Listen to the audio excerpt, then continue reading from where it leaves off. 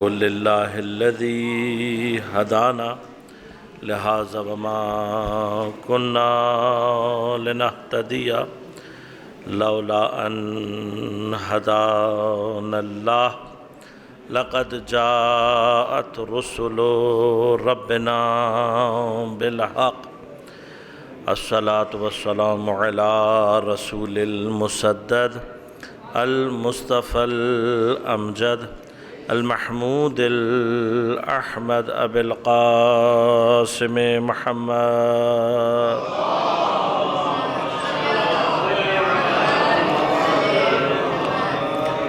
والصلاة والسلام على أسد الله الغالب غالب على كل غالب علي بن أبي طالب والصلاة والسلام على سيدة المعصومة المظلومة الطاهرة البتول بضعة الرسول فاطمة الزهراء سيدة نساء العالمين والصلاة والسلام على الحسن المجتبى والحسين المظلوم وأهل بيته الطيبين الطاهرين المعصومين المظلومين المنتجبين المنتخبين ولعنة الله على أعدائهم أجمعين أما بعد قال الله تعالى في كتابه الكريم بسم الله الرحمن الرحيم وَلَقَدْ آتَيْنَا مُوسَى الْكِتَابَ وَقَفَيْنَا مِن بَعْدِهِ بِالرُّسُلِ وَآتَيْنَا عِيسَى ابْنَ مَرْيَمَ الْبَيِّنَاتِ وَأَيَّدْنَاهُ بِرُوحِ الْقُدُسِ صلوات پڑھیے گا ایک مرتبہ محمد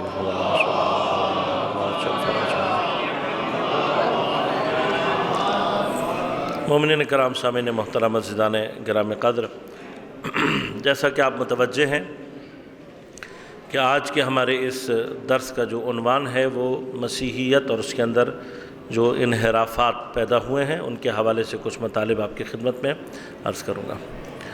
قرآن کریم نے کئی مقامات پر اس بات کو بڑے وضوح کے ساتھ بیان کیا ہے کہ اسلام مذہب اور دین شریعت وہی ہے جو حضرت آدم علیہ السلام سے شروع ہو کر تمام انبیاء جناب ابراہیم، جناب موسیٰ، جناب داؤد، جناب سلیمان، جناب عیسیٰ علیہ السلام اور پھر ختمی مرتبت پیغمبر اکرم صلی اللہ علیہ وآلہ وسلم تک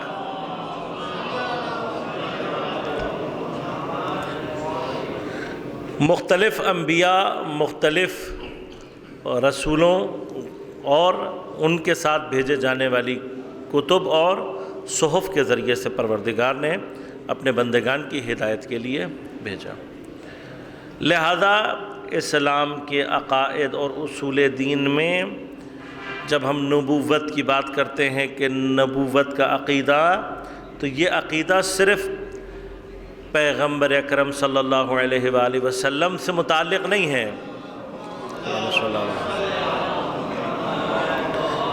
نبوت کا معنی صرف آپ کی نبوت کے اوپر ایمان لانا نہیں ہے، بلکہ نبوت کے اوپر ایمان کا معنی یہ ہے کہ گزشتہ تمام انبیاء کے اوپر ایمان لانا ہے، اور یہ ہمارے مذہب اور ہمارے دین کا ایک لازمی جز اور اصل دین ہے کہ گزشتہ تمام انبیاء، ان کے اوپر آنے والی کتب، ان تمام کے اوپر ایمان رکھنا واجب ہے ہم پر۔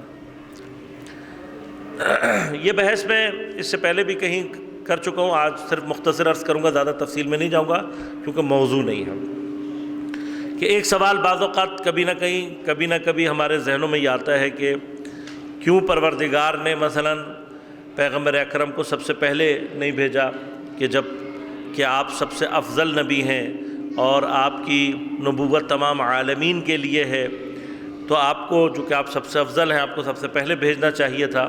اور اسی طرح سے قرآن جو تمام کتب میں افضل کتاب ہے، سب سے پہلے نازل ہونی چاہیے تھی۔ مگر کیا ہم سے پچھلی امتوں کا حق نہیں تھا کہ وہ پیغمبر کی نبوت سے استفادہ کرتے یا آپ کی ذات بابرکت سے استفادہ کرتے؟ کیا پچھلی امتوں کا حق نہیں تھا کہ وہ قرآن کریم سے استفادہ کرتے ہیں؟ تو اس کا جواب یہ ہے کہ پروردگار نے انسان کو جس حالت میں پیدا کیا، لا تعلمون شیئا، اب جو اوائل کے انسان ہیں ان کو کچھ چیزیں آپ سمجھا ہی نہیں سکتے، لہذا ان کے یہ بس کی بات ہی نہیں تھی کہ ان کو ان کی عقل سے زیادہ بھاری کوئی چیز سمجھائی یا بتائی جاتی۔ اور یہ بظاہر اگر غور کیا جائے تو ان کے اوپر ظلم ہوتا کہ ان کو ایک ایسی چیز عطا کر دی جاتی کہ جو ان کے عقل اور فہم سادہ سے بھی بلند ہوتی۔ لہذا اللہ تعالیٰ نے ابتدا نبوت سے تو کی ہے، لیکن ابتدا کسی خاص شریعت، کسی خاص کتاب یا صحیفے سے نہیں کی۔ جو ابتدائی دور میں حضرت آدم علیہ السلام کی اولاد شروع ہوئی ہے، اب آپ اس کے لیے تصور فرمائیں کہ 4 5 6 آدمی ہیں پوری دنیا میں، کیا ان کے درمیان میں آپ ملکیت کا تصور لا کر دے سکتے ہیں؟ مثلا ملکیت کا کوئی تصور وہاں نہیں ہے۔ کیوں؟ اس لیے کہ زمین اتنی بڑی ہے کہ آپ کے بس سے باہر ہے اس کو سارے کو قبضہ کرنا، لہذا اس زمانے میں اصل ملکیت کا کوئی تصور ہی نہیں تھا، میرا تیرے والا کوئی معنی ہی نہیں تھا۔ آپ ان کو اب اس سے ریلیٹڈ جو مسائل ہیں وہ کبھی بھی نہیں سمجھا سکتے، سے لے کر جیسے جیسے انسان نے ترقی کی اور اس کو چیزیں سمجھ میں آنا شروع ہوئیں، انسان کی تعداد بڑھی، ایک حد سے زیادہ بڑھی، انسان نے جب مختلف مراحل کو طے کیا تو آہستہ آہستہ انسان اس قابل ہوا کہ اس کے لیے کتاب اور صحیفے کو نازل کیا جائے، سے لے کر پیغمبر گرامی اسلام۔ یعنی آپ کو اللہ تبارک و تعالیٰ نے تاریخ انسانیت کے قلب میں عین اس جگہ پہ رکھا ہے کہ جہاں پر انسانیت عقلی اعتبار سے کم از کم اس منزل پر پہنچ گئی تھی کہ کم از کم قرآن کے ظاہر کو درک کر سکے۔ ظاہر الفاظ جو قرآن کے ہیں ان کو درک کرنے کے جب انسان قابل ہوا تو پروردگار نے قرآن کو نازل کیا، سے لے کر اب قرآن نازل ہو گیا تا قیام قیامت تک۔ یہ قرآن انسانوں کے لیے، ان کی عقول کے لیے جو سوالات ان کے لیے پیدا ہوں گے کفایت کرتا ہے، اور یہی قرآن کا سب سے بڑا معجزہ ہے کہ قرآن تا قیام قیامت، یعنی ایک محدود الفاظ کے اندر پروردگار نے علم کا ایک ایسا ذخیرہ اور ایک ایسا خزینہ بھر دیا ہے کہ جو تا قیام قیامت انسان کو اس کی ہدایت اور اس کو کمال تک پہنچنے کے لیے کافی ہوگا۔ انہی مذاہب کے سلسلے میں اچھا پچھلی جتنی بھی امتیں ہیں، ایسا نہیں، کوئی بھی امت ایسی نہیں گزری کہ جس امت کے لیے پیغمبر اکرم پر ایمان لانا واجب نہ ہو۔ اس کو ذہنوں میں بالکل کلیئر کر لیں۔ یعنی حضرت آدم سے لے کر جناب عیسیٰ تک کوئی بھی نبی ایسا نہیں ہے، نہ گزرا ہے کہ جس نے اپنی امتوں کو پیغمبر اکرم صلی اللہ علیہ وسلم کے بارے میں اطلاع نہ دی ہو اور ان کے اوپر ایمان لانے کی طرف متوجہ نہ کیا۔ لہذا زمانے کو درک کرنا ایک الگ کیفیت ہے، اور نبوت اور اس اعتبار سے شخصیت کو درک کرنا یہ الگ بحث ہے۔ حضرت عیسیٰ علیہ السلام کی جو نبوت ہے اور آپ کی بعثت ہے، اس کے جو خاص مقاصد رہے ہیں، ان میں سے ایک مقصد یہ تھا کہ آپ نے شدت کے ساتھ، یعنی کسی اور نبی نے اتنی شدت کے ساتھ آخری نبی کی نوید نہیں دی جتنی حضرت عیسیٰ علیہ السلام نے آپ کے آنے کی نوید دی ہے۔ اب اگر یہ سارے اسلام ہی تھے جو حضرت آدم سے لے کر حضرت خاتم تک لے کر آئے، تو ان میں انحرافات کہاں سے ایجاد ہوئے، ان میں مسائل کہاں سے پیدا ہوئے، یہ یقیناً ایک جلسے کی بحث نہیں ہے۔ اس کے لیے بہت سارے مطالب، بہت ساری چیزوں کو دریافت کرنے کی ضرورت ہے کہ بحث کی جائے، اور پھر سلسلہ جو ہے وہ یہاں تک پہنچتا ہے۔ لیکن آپ غور کیجئے گا، یعنی کسی بھی زمانے میں انسان ایسا نہیں رہا کہ اس کے اندر انحراف پیدا نہ ہوا ہو۔ آج اتنا علم حاصل کرنے، اتنی ٹیکنالوجیکل ڈیولپمنٹ کے بعد بھی آپ دیکھیں گے کہ کتنی آسانی سے لوگوں کے درمیان میں انحرافات پیدا ہو جاتے ہیں۔ ہر دوسرے دن ایک نئی فکر، ہر دوسرے دن ایک نیا عقیدہ، ہر دوسرے دن ایک نئی بات، بعض چیزوں کے بالکل واضح ہو جانے کے باوجود بھی بعض فکریں ہیں کہ جو موجود ہیں۔ قدیم ایام میں ہم ایک فکر رکھ سکتے ہیں، کیونکہ انسان میں بت پرستی اور اس کا جو اثر ہے وہ تاریخ انسانیت میں ہمیں نظر آتا ہے۔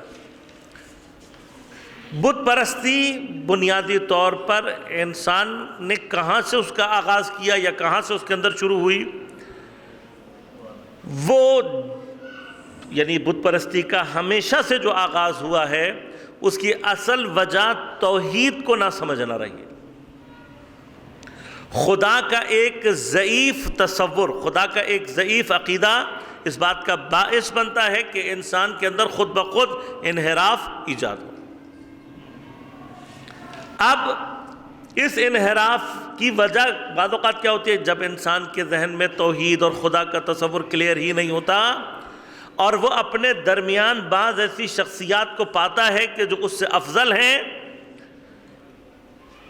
تو بعض اوقات اس کا ذہن، چونکہ وہاں اوپر توحید کلیئر نہیں ہے، تو کیا ہوتا ہے؟ وہ سمجھتا ہے کہ خدا اسی کے آس پاس کہیں یا یہی خدا ہے۔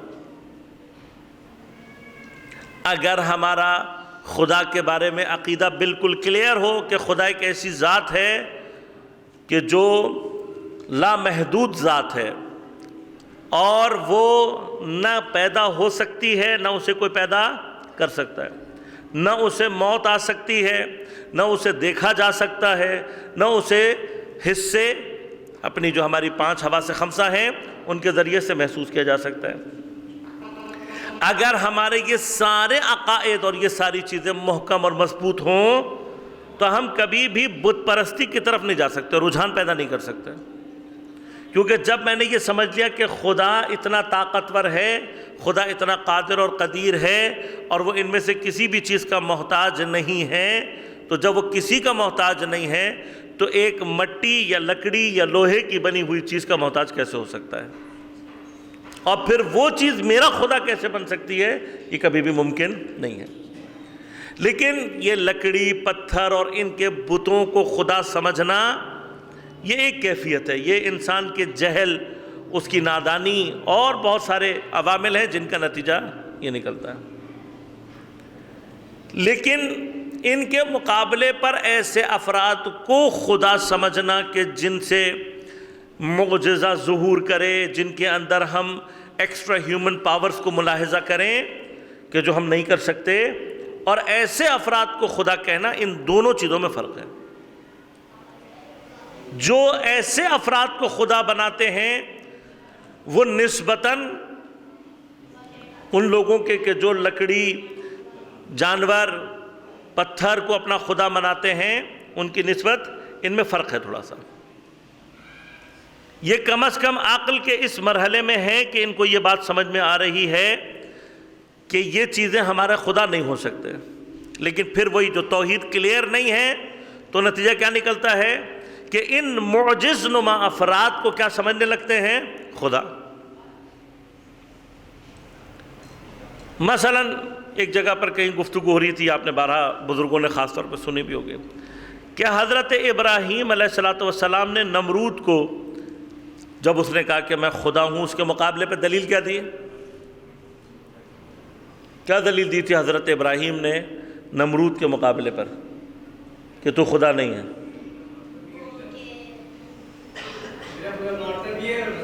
وہ فرعون والا ہے۔ ہاں احسن۔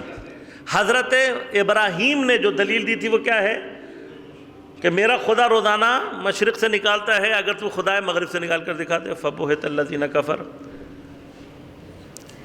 حضرت ابراہیم نے دلیل کیا مانگی اس سے کہا کہ میرا خدا ہر روز مشرق سے نکالتا ہے، تو مغرب سے نکال کر دکھا دے۔ اب کیا، آپ غور کیجئے گا، کیا یہ بات جو حضرت ابراہیم نمرود سے کہہ رہے ہیں، کیا یہی خدائی کی دلیل ہے؟ کیا یہ دلیل خدائی ہے؟ جو چیز ہمیں اور آپ کو سمجھنے، یعنی کیا اب حضرت ابراہیم ایسا نہیں ہے کہ حضرت ابراہیم آخری مرحلے پر خدائی کے جا کے چیلنج دے رہے ہوں، نمرود کی اوقات نہیں ہے۔ حضرت ابراہیم جو سمجھانا چاہتے ہیں وہ سمجھانا کیا چاہتے ہیں؟ یقین کریں، ہمارا ایمان ہے اس بات پر کہ حضرت ابراہیم بھی اگر خدا چاہتا تو مشرق سے سورج نکال کر دکھا سکتے تھے۔ خدا کے اذن سے ہے نا، خدا جس کو چاہے معجزہ عطا کرے، جس کو چاہے قدرت دے۔ لیکن حضرت ابراہیم اس کو سمجھانا چاہتے تھے کہ تو جو خدائی کا دعویٰ کر رہا ہے تیرے پاس اختیار کچھ بھی نہیں ہے۔ اور ایک ایسی چیز کی طرف دیکھیں، یہ ہوا نا کہ حضرت موسیٰ نے جب کہا میرا خدا مارتا ہے اور زندہ کرتا ہے، تو فرعون کی کم عقلی میں کیا بات آئی کہ ایک بندہ جس نے کچھ نہیں کیا تھا اس کو مروا دیا، اور جس کے اوپر مثلا سزائے موت تھی اس کو آزاد کر دیا، ایک بہانہ تلاش کر لیا۔ لہذا حضرت موسیٰ کو اس کے بعد دوسری دلیل لانا پڑی، لیکن حضرت ابراہیم نے ابتدا ہی وہاں سے کی کہ جہاں پر نمرود لاجواب ہو جائے۔ لیکن یہ دلیل بر خدائی نہیں ہے، یہ خدا کے طاقتوں اور اختیارات میں سے بہت چھوٹی سی چیز ہے۔ اب اگر پھر تاریخ میں کوئی شخصیت، کوئی ہستی ہمیں مشرق سے کے بجائے مغرب سے سورج کو نکالتی ہوئی نظر آئے تو یہ خدائی کی دلیل نہیں ہے، بلکہ ہم نے یہ دیکھنا ہے کہ اگر یہ شخص مغرب سے سورج نکالنے کے فوراً بعد کسی کو سجدہ کر رہا ہے وہ خدا ہے۔ یہی شخص کسی کو سجدہ اگر کر رہا ہے وہ خدا ہے۔ اب اگر ہمیں اتنا نہیں سمجھ میں آیا، دیکھیے میں ان تمام معجز نما شخصیتوں میں سے اگر کوئی ایک بھی ایسی ہو کہ جس نے کبھی اپنی خدائی کا دعویٰ کیا ہو تو ہم وہ لوگ جو منحرف ہوئے ہیں ان کے بارے میں ہم کوئی تھاٹ اپنے ذہن میں پیدا کر سکتے ہیں۔ بعض شعراء نے بڑی ہمارے لیے مشکلات ایجاد کی کہ جی مثلا ان کا بیچاروں کا کیا قصور تھا، نصیریوں کا وغیرہ وغیرہ، اس طرح کی بہت ساری چیزیں۔ اور بابا قصور ہیں، قصور یہ ہے کہ یہ جس کو خدا مان رہے ہیں انہوں نے اس کو سجدہ کرتے ہوئے دیکھا ہے، اس کو کسی کی عبادت کرتے ہوئے دیکھا ہے۔ اب اگر میں کسی کے اعجاز کو تو کنسیڈر کروں لیکن اس کے جھکے ہوئے سر کو اور خاک پر سر رکھنے کے بعد الہی و سیدی من لی غیرو کہتے ہوئے نہ سنوں، اسے فراموش کر دوں، تو اس کا مطلب میں منافق ہوں۔ یہ نفاق ہے، یہ مرض ہے قلب کے اندر کہ جو ظہور کر رہا ہے۔ لہذا تمہیں مولا کائنات کی، اب جیسے بعض افراد ہیں جو یہ اشتباہات پیدا کرتے ہیں، پروردگار قلوب کے امتحان کے لیے بعض اوقات شبہوں کو ایجاد کرتا ہے تاکہ معلوم ہو سکے کہ حقیقی معنوں میں مومن کون ہے اور کون نہیں ہے۔ لہذا حضرت عیسیٰ علیہ السلام کے دور میں بھی، آپ کی حیات میں بھی کچھ باتیں ایسی پیش آئی ہیں کہ جو اس زمانے کے افراد کے لیے باعث امتحان بنی، امتحان، فتنہ، اللہ تبارک و تعالیٰ نے ان کو مبتلا کیا۔ تو ایک بڑی تعداد تھی کہ جو ان امتحانات کی وجہ سے شبہات کا شکار ہو گئے۔ اور وجہ کیا ہے؟ وجہ یہ کہ آپ کو توحید صحیح میں اگر سمجھ میں نہ آئے تو کسی بھی مقام پر جو شبہ ہے وہ آپ کے قلب میں راہ پیدا کر سکتا ہے۔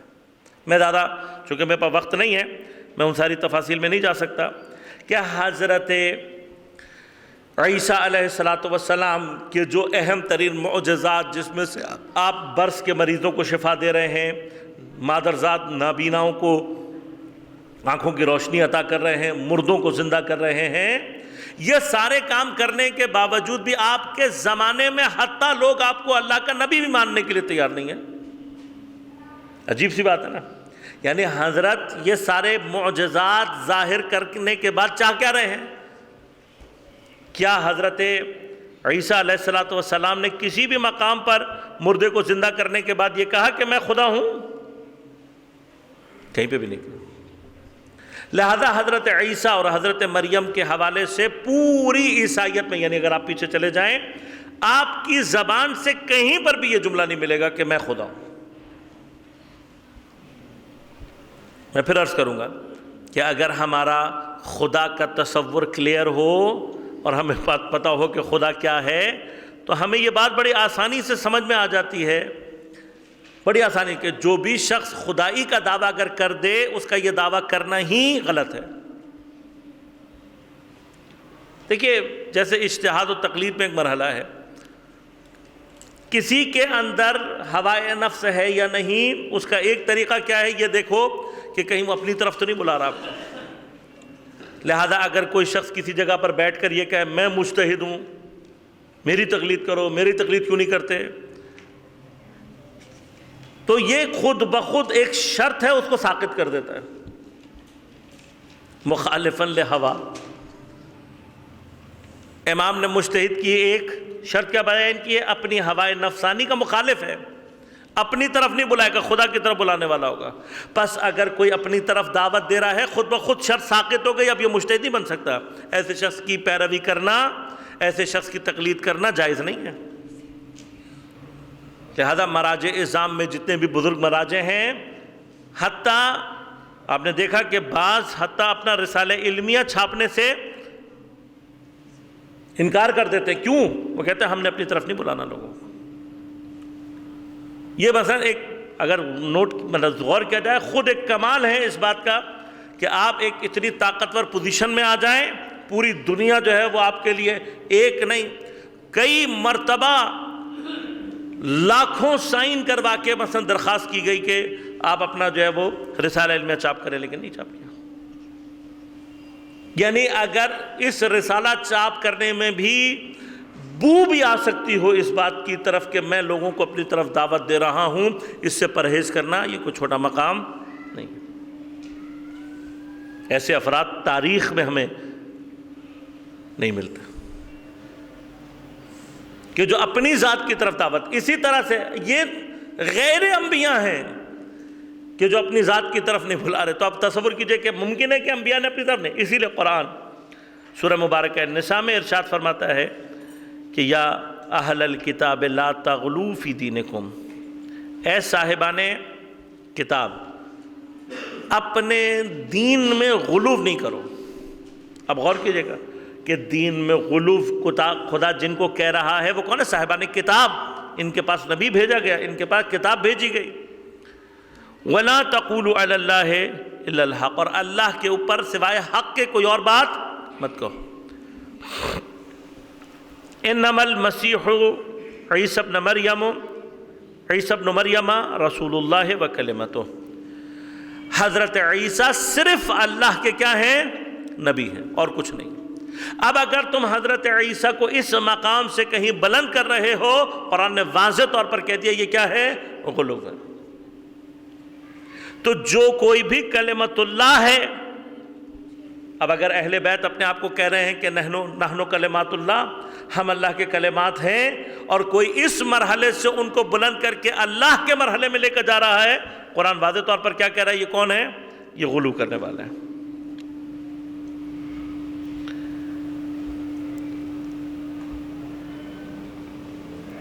کسی بھی مقام پر میں نے عرض کیا حضرت عیسیٰ اور حضرت مریم نے یہ نہیں کہا کہ ہم خدا ہیں۔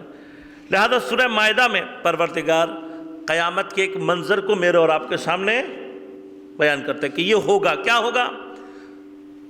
اذ قال اللہ یا عیسیٰ ابن مریم اانت قلت للناس اتخذونی وامی الہین من دون اللہ، حضرت عیسیٰ سے سوال کیا جائے گا۔ کیا سوال کیا جائے گا؟ کہ آیا تم نے لوگوں سے کہا تھا کہ مجھے اور میری ماں کو اپنے دو خدا بناؤ؟ غور کیجئے گا، کیا مگر خدا جانتا نہیں ہے؟ جانتا ہے نا خدا۔ یہ حضرت عیسیٰ کی قیامت کے دن مظلومیت میں سے ایک مظلومیت ہے کہ ان سے یہ سوال کیا جائے گا۔ اللہ تعالیٰ ان سے پوچھے گا کیا تم نے کہا تھا لوگوں کو کہ مجھے اور میری ماں کو جو ہے وہ اپنا الہ بناؤ؟ تو قال سبحانک ما یکون لی ان اقول ما لیس لی بحق، تو حضرت عیسیٰ کہیں گے پروردگار سبحان ہے تیری ذات، منزہ ہے تیری ذات، اور میں نے کوئی بات ایسی نہیں کی جس کا میں حق نہیں رکھتا۔ کیوں پروردگار یہ سارا؟ ابھی تو قیامت ہوئی نہیں ہے، کیوں بتا رہے ہیں ہمیں؟ تصور کریں نا کہ جب عیسائی مثلا مذہب کے لوگ قیامت کے دن کھڑے ہوئے ہوں گے اور ان کے سامنے پروردگار ان کے نبی سے یہ کہے گا کیا میں نے تم سے کہا تھا کہ تم اپنے اور خود کو اور اپنی ماں کو جو ہے وہ الہ بناؤ؟ تو حضرت کے لیے شرمندگی کا مقام ہوگا یا نہیں؟ ہوگا نا، کیونکہ قیامت کے دن تو چیزیں واضح ہو چکی ہوں گے۔ جبکہ انہوں نے نہیں کہا کسی کو، اور وہ اس بات کا اقرار بھی کریں گے، لیکن یہ مقام سخت ہوگا یا نہیں حضرت عیسیٰ کے لیے؟ اب اگر حضرت عیسیٰ سے اللہ تعالیٰ سوال کرے گا تو کیا مولا کائنات سے سوال نہیں کیا جائے گا؟ کون باعث بنے گا؟ کون باعث بنے گا کہ حضرت جیسی شخصیت کے لیے قرآن مثلا خدا کسی مقام پر آ کر سوال کرے؟ لہذا مولا کائنات سے متعلق یہ افراد یہ یقین کیجئے کہ جو اپنے ذام میں علی اللہ کہہ رہے ہیں، ان سے بڑا مولا کائنات کا دشمن کوئی نہیں، اس لیے کہ دنیا میں تو یہ حضرت کے ساتھ زیادتی کر ہی رہے ہیں، ان کی اس زیادتی کا اثر قیامت کے دن بھی ظہور کر سکتا ہے، یعنی کوئی شخص اس چیز کا باعث بن جائے۔ دوسرے مقامات ہیں، ہمارے گناہ بھی اہل بیت کے لیے باعث شرمندگی بنیں گے، لیکن اگر ہمیں ہمارے گناہوں کی کوئی سزا مل جائے تو کم از کم اہل بیت وہ شرمندگی سے مبرہ ہو جائے گا۔ اگر ہمیں اسی لیے جو ہمارے اوپر پریشانیاں آتی ہیں، مصیبتیں آتی ہیں، اس کو اس اینگل سے بھی دیکھا کرے کہ پروردگار تیرا شکر ہے کہ تو نے دنیا میں مبتلا کر دیا، تو نے دنیا میں ہمارے حساب کتاب کو کلیئر کر دیا۔ کل قیامت کے دن قبر میں جو عذاب ہوگا ٹھیک ہے سخت ہے، لیکن اگر یہ عذاب اہل بیت علیہ السلام کی شرمندگی کا ازالہ کر سکتا ہے تو کم ہے، پھر کوئی مسئلہ نہیں، کیونکہ وہ زیادہ سخت ہے۔ عذاب پر تو صبر کیا جا سکتا ہے، لیکن ہماری وجہ سے اہل بیت کو شرمندگی کا سامنا کرنا پڑے، جو یہ برداشت کر سکتا ہے وہ اہل بیت کا محب نہیں۔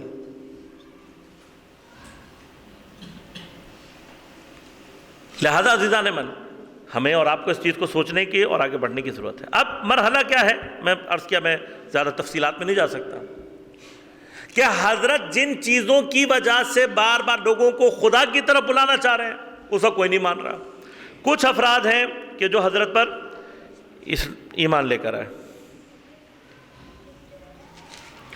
ان افراد میں سے ایک 12 افراد جو خواص تھے حضرت کے، ان کو قرآن نے کس نام سے یاد کیا؟ حضرت کے جو خاص اصحاب تھے حضرت عیسیٰ علیہ السلام، کس نام سے یاد کیا قرآن نے انہیں؟ حواری۔ اور مختلف مقامات پر قرآن نے ان کا ذکر کیا ہے۔ سورہ صف میں جب حضرت نے پوچھا من انصاری الی اللہ، کون ہے جو پروردگار کی جانب میری مدد کرے، تو یہی حواریون ہیں جنہوں نے کہا نحن انصار اللہ، ہمیں۔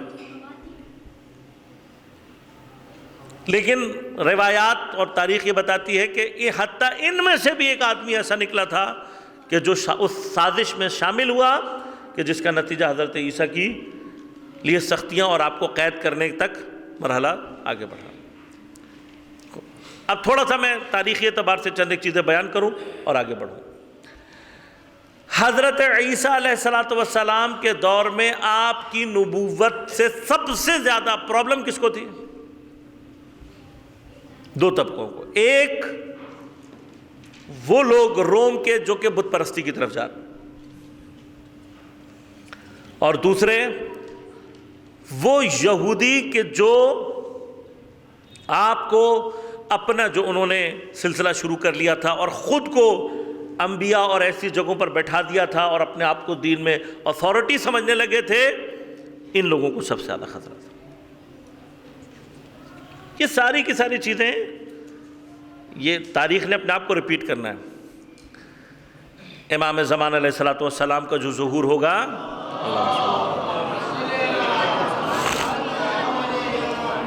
اس میں یہ مرحلہ پیش آئے گا۔ وہاں پہ کیا ہوگا، خود جب حضرت ظہور کریں گے تو کچھ لوگوں نے جو اپنے خود ساختہ خدا بنائے ہوئے ہیں، پہلے عجیب سی بات ہے، پہلے جہالت خدا بنانے کا باعث بن رہی تھی، بت پرستی کا باعث بن رہی تھی۔ ہم اس بدبخت زمانے میں ہیں کہ جہاں پر سائنس اینڈ ٹیکنالوجی اور علم بت سازی کر رہی ہے،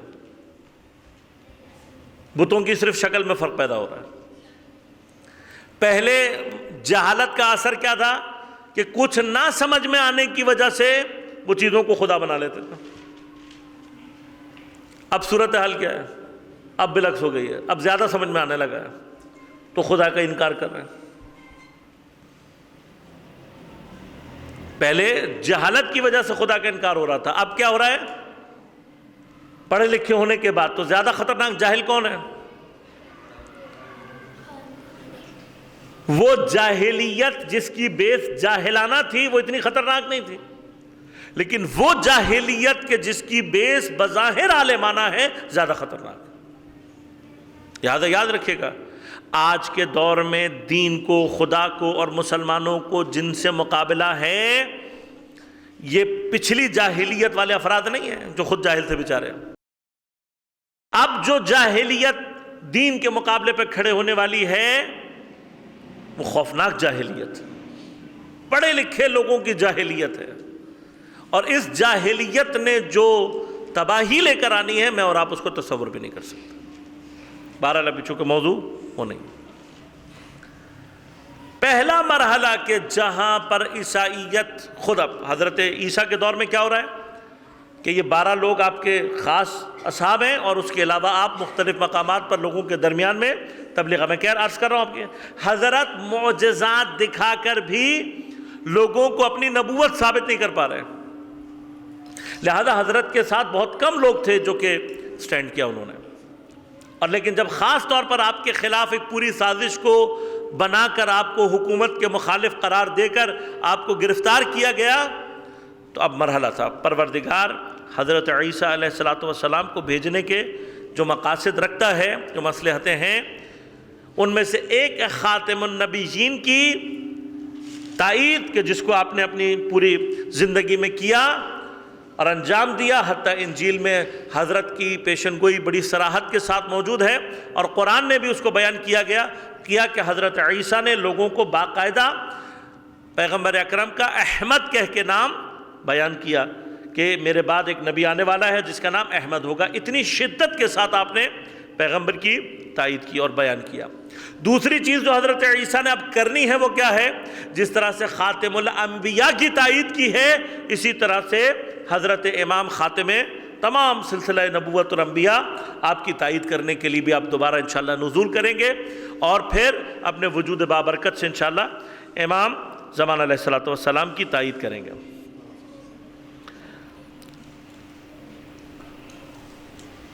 لہذا میں نے عرض کیا آپ کے دور میں یہ چیزیں اتنی شدت کے ساتھ نہیں ہوئی تھیں۔ اب جو آخری مراحل آپ کے ساتھ پیش ہے وہ کیا؟ زمانے کا اولی العزم نبی قید کر دیا گیا، اور چونکہ خدا کی مصلحت میں آپ سے آگے بھی کام لینا مقصود ہے، لہذا اللہ تبارک و تعالیٰ نے کیا کیا؟ آپ کو وہیں قید خانے سے چوتھے آسمان پر بلا لیا، اور جو شخص، مختلف روایات ہیں اس میں کیونکہ واضح نہیں ہے، وہ شخص جو آپ کو لینے آیا تھا تاکہ آپ کو لے جائے دار پہ، وہ یا وہ جس شخص نے آپ کی چغلی کی تھی اور شکایت لگائی تھی، وہ حواریون میں سے، وہ دونوں میں سے کوئی بھی شخص، اس کو اللہ تعالیٰ نے اس کی شکل کو تبدیل کیا اور شہباہت حضرت عیسیٰ اس کو دی، تو کیا ہوا؟ لوگوں نے اس کو حضرت عیسیٰ سمجھ کے اپنی فکر میں، اب غور کیجیے گا، اپنی سمجھ میں انہوں نے اپنے زمانے کے نبی کو انتہائی ظالمانہ انداز سے قتل کر دیا۔ اب لازمات ہوا کیا کہ یہ سارا پروسیس ہونے کے بعد وہ شخص جب مر گیا تو اس کے جنازے کو ایک جگہ پہ رکھا گیا، اور 2 دن کے بعد آ کر جب دیکھا گیا لازمات تو وہ جو شکل تھی وہ دوبارہ اپنی اصلی حالت کی طرف لوٹ آئی تھی، جس کا نتیجہ کیا ہوا کہ لوگ یہ سمجھنے لگے کہ حضرت عیسیٰ جو ہے وہ کیا ہوئے ہیں؟ زندہ ہو گئے ہیں، اور ان کی جگہ یہ شخص جو ان کو مصلوب کرنے کے لیے گیا تھا اس کو یہ سزا مل گئی ہے۔ لہذا قرآن سورہ مبارکہ نساء کی 157 آیت میں اس کا ذکر فرماتا ہے کہ وَقَوْلِهِمْ إِنَّا قَتَلْنَا الْمَسِيحَ عِيسَى ابْنَ مَرْيَمَ رَسُولَ اللَّهِ، کہ وہ جو یہ کہتے ہیں کہ ہم نے قتل کر دیا مسیح عیسیٰ ابن مریم کو جو کہ اللہ کے رسول تھے، وَمَا قَتَلُوهُ وَمَا صَلَبُوهُ وَلَكِنْ شُبِّهَ لَهُمْ، نہ تم نے اس کو قتل کیا اور نہ تم نے اس کو مصلوب کیا، مگر یہ جو امر تھا تمہارے لیے کیا تھا؟ شبہ کا باعث بنا۔ وہ شبہ کیا تھا؟ میں نے عرض کر دیا آپ کی خدمت میں۔ اب یہاں سے یہ جو کیفیت ایک پیدا ہوئی ہے، عجیب سی بات ہے، میں واقعاً کبھی کبھار تعجب کرتا ہوں، وہ نبی جو دوسرے مردوں کو زندہ کر رہا ہے، وہ نبی کہ جس کے اندر یہ معجزہ جس کے بعد موجود ہے کہ وہ دوسرے مردوں کو زندہ کر رہا ہے. اگر اب ہم ایک احتمال کی بات کرتے ہیں، اگر اسے مثلا فرض کرو کسی نے قتل کر دیا تو کیا وہ اپنے آپ کو زندہ کرنے پر قادر نہیں ہے؟ جس کے لیے دوسروں کی موت کوئی حیثیت نہیں رکھتی، جو اس بات پر قادر ہے کہ دوسروں کی روحوں کو پلٹا سکتا ہے.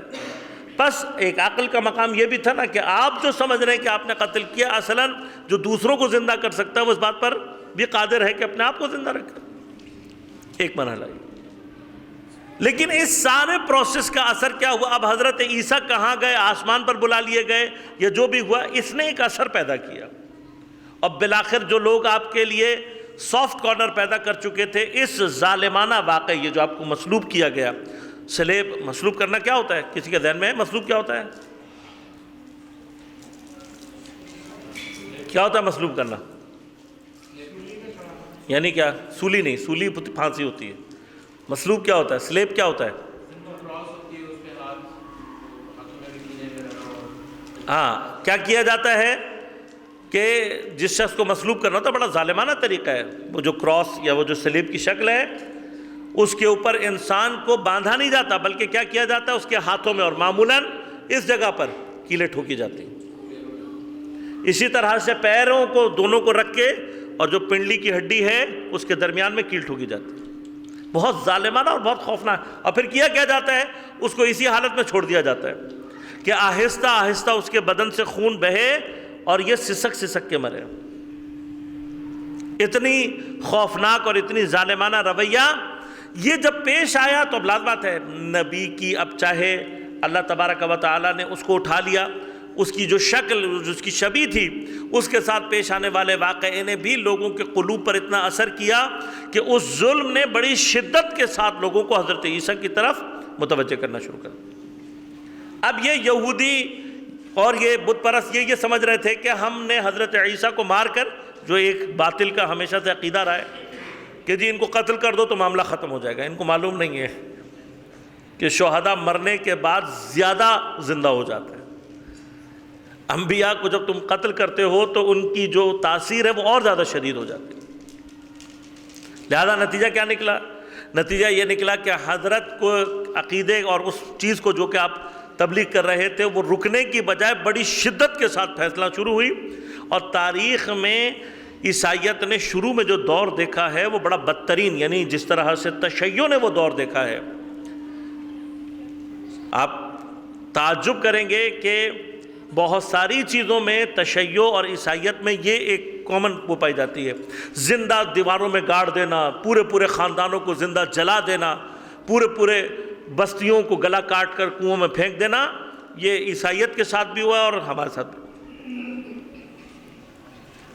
لیکن عیسائیت کے ساتھ بھی یہ ہوا اور تشیع کے ساتھ بھی ہے کہ جتنا ظالم ہمیں مٹانے کی کوشش کر رہا تھا، مظلومیت کی طاقت اتنی شدید تھی کہ ظالموں کے نام و نشان تو مٹتے گئے، مظلوموں کا جو خون ہے اس کی تاثیر بعد والی نسلوں میں اس سے زیادہ شدید ہو کر سامنے آنا شروع.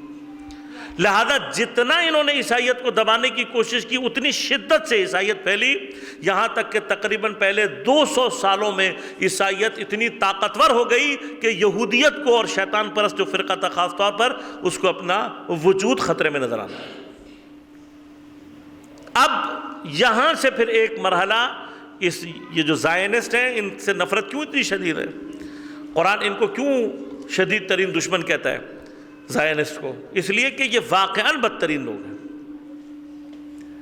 اور انہوں نے جب دیکھا کہ اب حضرت عیسیٰ کی جو قوم ہے وہ بجائے ہمارے مظالم سے ختم ہونے کے یہ تو اتنی شدت کے ساتھ پھیل گئی ہے، تب ان کی سمجھ میں نہیں آیا لیکن کہ کیا کیا جائے. لیکن یہ بات سمجھ میں آ گئی کہ ظلم سے ان کو دبایا نہیں جا سکتا. ایک تو ان کے نبی کی مظلومیت، اوپر سے قوم کی مظلومیت، یہ مظلومیت کا اثر ان کو اتنا دبا متا کر رہی ہے. تو دوسرا ٹریک کیا تھا؟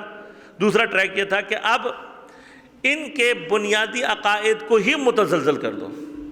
عقائد کو متزلزل کر دو کہ سلسلہ خود بخود اگر یہ ہوں گے بھی تب بھی کسی کام کے نہیں ہوں گے. عقائد کو ختم کرنے کے لیے کیا کیا گیا؟ پاول نامی ایک شخص تھا یہودی، اس نے اپنے آپ کو بظاہر عیسائی ثابت کیا کہ میں مذہب قبول کر لیا، اور پھر تقریباً 40 سال عیسائیت کے درمیان میں رہ کر اتنی شدت کے ساتھ اس نے عبادات کی اور کام کیے کہ وہ لوگ بالآخر اس کے اوپر اتنا اعتقاد پیدا کر لیا کہ حتیٰ اس کو سینٹ کا درجہ، ولی اللہ کا درجہ دے دیا۔ اب جب پاول نے دیکھا کہ یہ یہاں تک میرے گرفت میں آ گئے ہیں، تو آخری کام کیا کیا اس نے جناب جب سینٹ کا درجہ مل گیا، ولی اللہ کا درجہ مل گیا، تو اس نے آ کر کیا کہا؟ اس نے آ کر اعلان کیا کہ میں نے حضرت عیسیٰ کو خواب میں دیکھا اور حضرت عیسیٰ نے مجھ سے کہا کہ انجیل کا ایک صحیح نسخہ فلاں جگہ پہ دفن ہے، اسے نکالو اور لوگوں کی رہبری کرو۔ جب سے یہ نسخہ نکلا ہے، عیسائیت میں بدترین انحرافات اس کے بعد سے پیدا ہونا شروع ہو گئے، اور پھر ایسے افراد کو تیار کیا گیا کہ جنہوں نے مختلف اناجیل مختلف طریقوں سے لکھی، اور جس میں سب سے اہم ترین جو انحراف پیدا کیا گیا تھا، پہلا کیا تھا؟ وہ یہ کہ حضرت عیسیٰ اور ان کی والدہ کو خدا کے درجے پر پہنچا دیا گیا۔ اور اب یہاں سے ایک سلسلہ شروع ہوتا ہے، لیکن مسئلہ کیا تھا؟ خدا بنانے کے باوجود بھی مسائل اپنی جگہ پر تھے۔ مثلا اب یوں سمجھ لیں کہ پہلے نبی مظلوم تھا، اب خدا مظلوم ہو گیا۔ پہلے جو مصلوب تھا وہ نبی تھا، اب جو مصلوب کیا جا رہا ہے وہ کون ہے؟ بالآخر خدا سے انسان کی جو ایک اٹیچمنٹ ہے وہ زیادہ شدید ہوتی ہے۔ اس اٹیچمنٹ کا نتیجہ کیا نکلا کہ لوگوں نے میں حضرت عیسیٰ کی جو مظلومیت کا اثر ہے وہ اور شدید ہو گیا۔ تو دوسرا جو فکری انحراف دینا تھا وہ کیا تھا؟ وہ دوسرا فکری انحراف یہ تھا کہ حضرت عیسیٰ کو اس درجے پہ پہنچانے کے بعد اب کیا کیا گیا؟ کہا گیا بھئی دیکھو، جب وہ خدا ہے تو خدا کو تو کوئی نہیں مار سکتا، اب خدا کو اگر کوئی نہیں مار سکتا تو حضرت عیسیٰ مصلوب کیسے ہو گئے؟ کہا بھئی حضرت عیسیٰ مصلوب اس لیے ہوئے ہیں، انہوں نے جو قربانی دی، انہوں نے جو یہ سارا کچھ برداشت کیا، یہ اپنی ذات کے لیے نہیں تھا، بلکہ اس ذریعے سے وہ تمام انسانیت اور تمام امت کو بخشوانے کے لیے انہوں نے یہ کام انجام دیا۔ اب غور کیجئے گا، شاید اب یہ جو انحراف ہے، اگر حضرت عیسیٰ کو نبی تصور کر کے کیا جاتا تو شاید یہ اتنا خوفناک ثابت نہ ہوتا، لیکن جب حضرت عیسیٰ کو خدا کا بیٹا بنا دیا گیا، اور بیٹا بنانے کے بعد پھر اس خدا بیٹے کو مصلوب کیا گیا، تو اب مسئلہ ہے نا کہ خدا کا بیٹا مصلوب ہو گیا،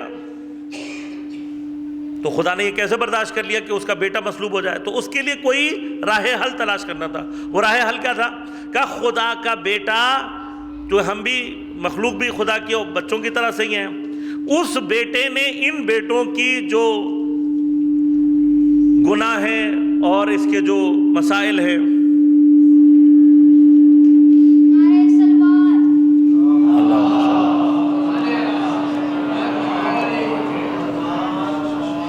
یہ جو سارے مسائل ہیں، خدا کے بیٹے نے قربانی کس لیے دی؟ تاکہ باقی تمام جتنے بیٹے ہیں سب کو بخشوا سکے۔ تو یہ تو بڑا ایک زبردست نسخہ باقیوں کے ہاتھ میں بھی آ گیا۔ انہوں نے کہا بھئی یہ تو بہت اچھا ہو گیا، حضرت عیسیٰ جو کہ اب خدا کے بیٹے بن چکے ہیں، انہوں نے قربانی کس لیے دی ہے؟ تاکہ باقی بچوں کو بخشوایا جا سکے۔ اب جب باقی بچوں کو بخشوا دیا گیا، بس گناہ کا کوئی اثر باقی نہیں رہا۔ اور پھر ایک فکر اسی کے بعد ایجاد کی گئی کہ بھائی آپ گناہ انجام دو تاکہ ان کے پاس بخشوانے کے لیے کچھ ہو، ورنہ تو قربانی ضائع چلی جائے گی۔ اگر آپ نے اچھے ہی عمل کرتے رہے، آپ کو کیا ضرورت پڑی؟ جب حضرت عیسیٰ نے قربانی دے دی تو بخشے تو آپ جاؤ گے۔ اچھا آپ کیسے بخشے جائیں، اس کا کیا کریں؟ تو کہا کہ یہ جو پریسٹ ہوتے ہیں، یہ چونکہ بہت اچھے لوگ ہوتے ہیں، تو ان کا چونکہ ایک ربط ہے حضرت عیسیٰ سے، خدا کے بیٹے کے ساتھ، تو یہ اس کی جگہ زمین پر یہ کام کریں گے۔ آپ کچھ نہ کریں، ہفتے کے ہفتے آ کر جالی کے پیچھے بیٹھ کر اپنے گناہوں کا اعتراف کر دو، اگر اس نے معاف کر دیا تو آپ کے سارے گناہ معاف۔ اب غور کیجئے گا، اس نے جو ان کے علماء تھے ان کو ایک ایسی حیثیت دے دی کہ جس حیثیت کو آج تک چیلنج نہیں کیا جا سکتا۔ گرچہ تاریخ میں آپ کو حیرت ہوگی، کئی ایسے افراد سامنے آئے ہیں کہ جنہوں نے بدترین گناہ انجام دیے، بالآخر عالم معصوم نہیں ہوتا، اس کے باوجود کہ یہ بات ان کے لیے ثابت ہو چکی ہے، اس حیثیت کو وہ چیلنج آج بھی نہیں کرتے، اور اس حیثیت نے علماء کو ان کی جو جگہ دے دی۔ اب یہ جو حیثیت ہے کہ جہاں پر آپ کے پاس گویا ایک اتھارٹی ہے دوسروں کے گناہ معاف کرانے کے، وہ آپ کو ایک ایسی قدرت دیتی ہے کہ اگر آپ کو اس کے لیے سوکھی روٹیاں بھی کھانی پڑ جائیں تو آپ کر لیں۔ یہ بڑی پاورفل پوزیشن ہے، اور یہ وہ پاورفل پوزیشن ہے کہ جب نجران کے عیسائی آئے ہیں اور اہل بیت کو انہوں نے ان تمام کمالات کے ساتھ دیکھ لیا، تب بھی اس پوسٹ کو چھوڑنا ان کے لیے آسان نہیں تھا۔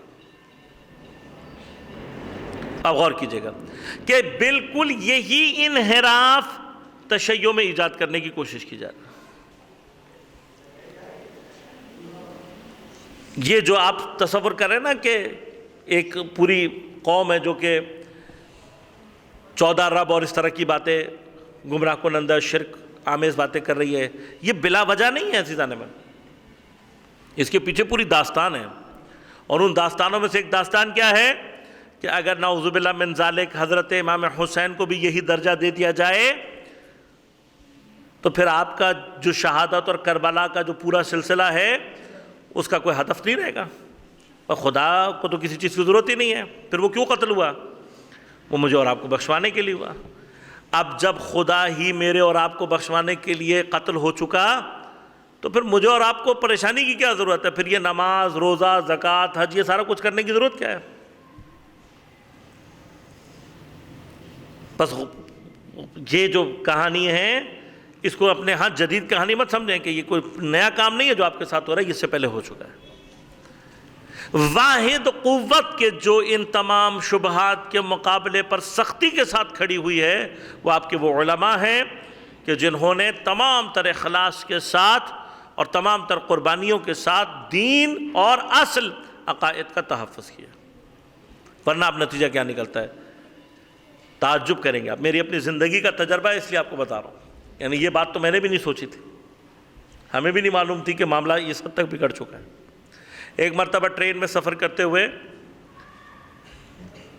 جو چائنا سے نئی ٹرینیں آئی تھیں جس میں کمپارٹمنٹ بنے ہوئے تھے، باہر 2 سیٹیں لگی ہوتی تھیں، ہماری سیٹ یعنی برتھ تھی کمپارٹمنٹ کے اندر، تو لاہور سے ملتان کے درمیان کے سفر کے دوران میں نے دیکھا کہ ایک انگریز آ کر بیٹھا، اور وہ باہر جو کرسی لگی یعنی وہ ٹیبل لگی ہوتی اور کرسی لگی ہوتی اس پر آ کے بیٹھ گیا، بہرحال آ گیا بیٹھ گیا، انگریز ہے، اس سے کوئی مسئلہ نہیں ہے زیادہ۔ میرے لیے جو حیرت کی بات تھی وہ یہ تھی کہ کچھ دیر کے بعد میں نے دیکھا وہ کتاب پڑھ رہا ہے۔ اب کتاب پڑھنا بھی کوئی حیرت کی بات نہیں ہے، حیرت کی بات کیا تھی کہ انگریز جو کتاب پڑھ رہا تھا اس کے پیچھے لکھا ہوا تھا کتاب مقدس۔ کیا انگریز کا انجیل پڑھنا حیرت انگیز بات ہے؟ ہاں نہیں، حیرت کی بات کیا تھی کہ وہ انجیل اردو زبان میں پڑھ رہا تھا۔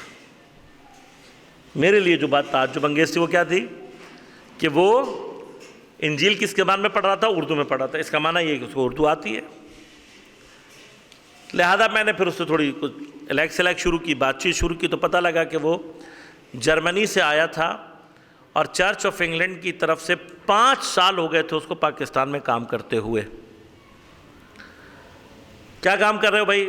اس نے کہا کہ میں انجیل کے اردو نسخوں کے اوپر کام کر رہا ہوں، میری جو ریسرچ ہے اس کا کام کیا ہے؟ انجیل کے نسخوں پر، اردو زبان کے جو نسخے ہیں اس پہ کام کر رہا ہوں۔ تو وہ پورے پاکستان میں ڈھونڈتا پھر رہا تھا کہ قدیم ترین نسخے کیا ہیں، ان میں کیا ترجمہ کیا گیا وغیرہ وغیرہ۔ اب لازمات اس کو اردو آتی ہے۔ تو مختلف بحثیں ہوتے ہوتے میرے ذہن میں ایک سوال آیا، کسی بزرگوار سے، کسی عالم سے سنا تھا، اس کو میں نے ریپیٹ کیا۔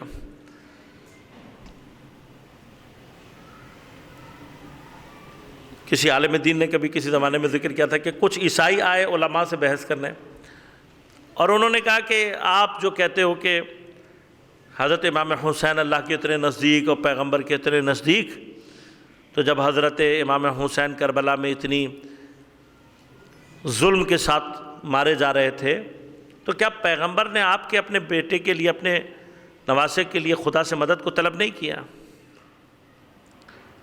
تو وہ یہ بتا رہے تھے کہ ان عالم دین نے ایک حلی جواب ہوتا ہے، ایک نغزی جواب ہوتا ہے، کہ عیسائیوں کو نغزی جواب دینے کے لیے، یعنی انہی کے پاس سے، جیسے قرآن کا بھی طریقہ ہے، قرآن نے کیا کہا کہ اے نبی ان سے کہو کہ تم جو عیسیٰ کو اس لیے خدا مان رہے ہو کہ اس کا باپ نہیں ہے، تو آدم کا تو نہ باپ تھا نہ ماں، تو اگر کسی کو تم نے ماننا ہی تھا تو وہ زیادہ اولا تھا، اس کو تم نہیں مان رہے، اس کو نبی مان رہے ہو، اور جسے کم از کم ماں ہے اس کو خدا مان رہے ہو۔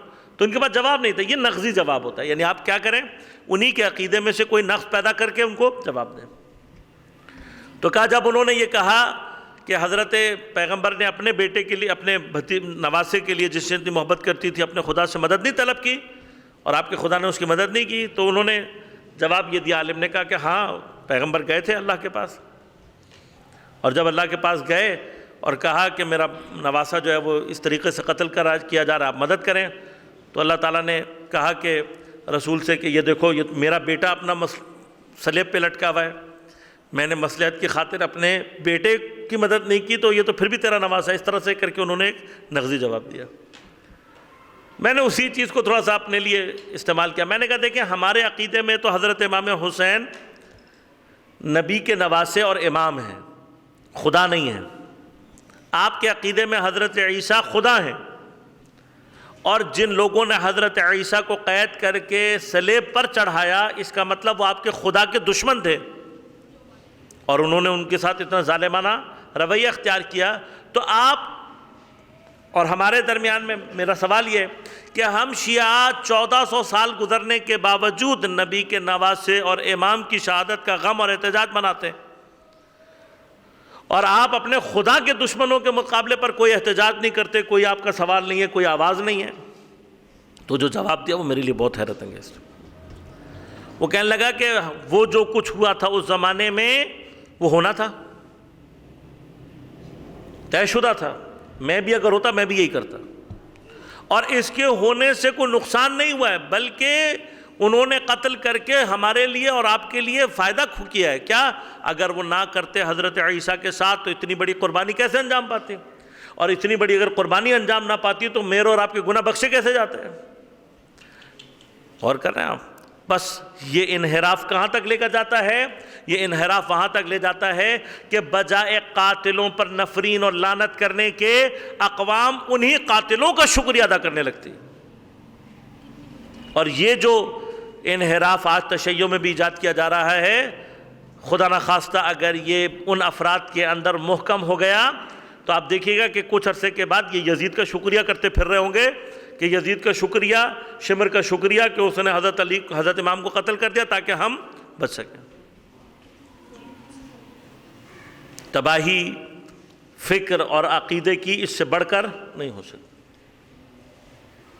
لہذا عزیزان من، انحراف ایجاد کہاں سے ہوتا ہے اور اس کے پھیلنے کی جو جگہ ہے وہ کہاں ہے؟ بس یہ آخری جملہ کہوں اور آپ کی زحمتوں کو تباہ، یہ یاد رکھیے گا۔ عقیدے کے اندر اگر کہیں پر شگاف، اور عقیدوں میں بیسک سب سے اہم عقیدہ کون سا؟ توحید کا۔ اگر توحید کے عقیدے میں کہیں کوئی شگاف، کوئی تردد، کوئی شک باقی ہے تو انسان کبھی بھی انحراف کا شکار ہو کر عقیدے سے دور ہو سکتا ہے۔ واحد چیز جو ہمیں عقیدے پر باقی رکھے گی، سب سے اہم ترین عقیدہ کون سا ہے؟ توحید کا۔ لہذا اپنی زندگیوں میں اپنے توحید کے عقیدے کو محکم کریں، اس کو صحیح معنی میں درک کریں، اس وجہ سے بھی کہ دنیا میں بھی آپ کے لیے انحرافات سے بچنے کا ذریعہ ہے اور قبر میں بھی۔ لہذا قبر میں جب سوال کیا جائے گا تو جواب یہ نہیں ہے کہ وہ اگر پوچھے گا بھائی من ربک اور میں کہوں اللہ ربی، کام ختم ہو چلا جائے گا، نہ۔ فرشتے کا کام قبر میں یہ ہے کہ وہ یہ بات کنفرم کرے کہ میں جس کو اللہ کہہ رہا ہوں وہ ہے کون۔ اس لیے معذرت کے ساتھ ہم ساری زندگی یہ سمجھتے رہتے ہیں کہ ہم نے لا الہ الا اللہ محمد رسول اللہ علی ولی اللہ پڑھ لیا تو اب ہم مسلمان ہو گئے۔ عزیزان من، لا الہ الا اللہ کہنے کے ساتھ ساتھ لا الہ الا اللہ کو سمجھنا بھی ضروری ہے۔ لا الہ میں الا اللہ جب میں کہہ رہا ہوں وہ الا اللہ وہ ہے کہ پھر مجھے اس کے علاوہ کسی کی نہیں ماننی، لیکن اگر میں اپنے نفس کی پیروی کر رہا ہوں تو عین ممکن ہے کہ ساری زندگی میں جس کو اللہ کہتا رہا وہ کوئی اور نہیں، میرا اپنا نفس رہا۔ لہذا یہ یاد رکھیے گا کہ فرشتہ پہلے یہ کنفرمیشن لے گا کہ آپ جس کو اللہ و ربی کہہ رہے ہیں وہ اللہ ہے کیا، اس کے بعد آپ کو آ جانے دے گا۔ تو اس کنفرمیشن کے لیے وہ آپ سے سوال کرے گا، وہ کہے گا اچھا تم جس کو اللہ کہہ رہے ہو وہ کہاں ہے، وہ کیسا ہے، وہ دکھائی کیوں نہیں دیتا، وہ سنائی کیوں نہیں دیتا، وغیرہ وغیرہ۔ وہی سارے سوال کرے گا کہ جن سے ہم اکثر بھاگتے ہیں، جن کا جواب ہم دینا نہیں چاہتے۔ اللہ ایک ہے، دو کیوں نہیں ہے، اس طرح کے بہت سارے سوال۔ اگر ہمیں ان کے سوالوں کے جواب دنیا میں نہیں آتے تو کسی خوش فہمی میں رہنے کی ضرورت نہیں ہے کہ قبر میں کوئی الہام ایسا ہو جائے گا جو آپ کو یہ سوال اور ان کے جواب سکھا دے گا۔ لہذا سیکھنے کا مقام یہ ہے یہاں اپنے عقائد کو کلیئر کریں، دنیا میں بھی انحرافات سے بچنے کا راستہ ہے، اور قبر کی جو سخت ترین منزل سوال و جواب کی ہے اس سے بھی نجات کا واحد راستہ یہی ہے۔ دعا کرتے ہیں پروردگار کے حضور میں کہ بار الہ بحق محمد و آل محمد علیہ الصلوۃ والسلام، وارث انبیاء، وارث